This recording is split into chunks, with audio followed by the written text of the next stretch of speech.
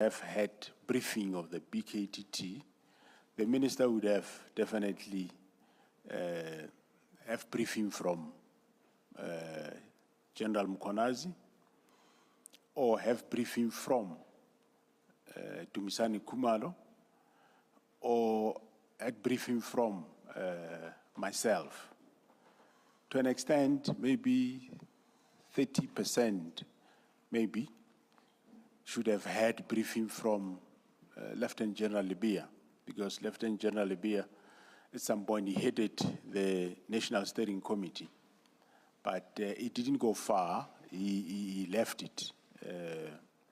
So he wouldn't know the complete work of the team. There is no way he will know it. So then to come to that conclusion without having this briefing.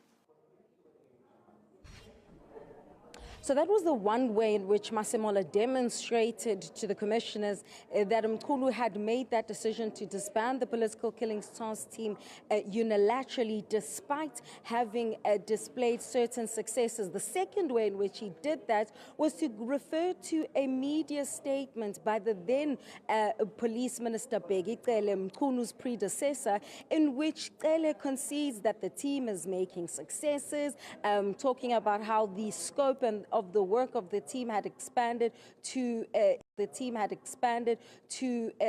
provinces like the Eastern Cape, where there were several arrests made in relation to the fraud and corruption matters related to Fort Hare.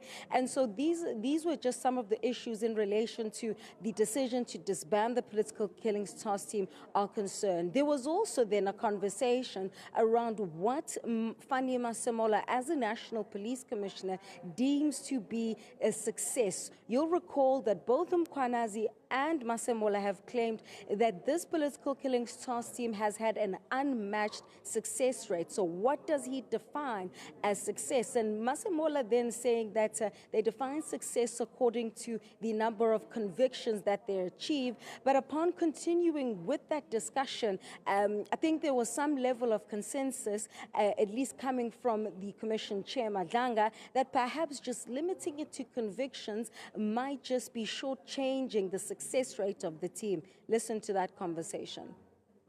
The fact that finalization does not mean convictions only. There are several categories under that term.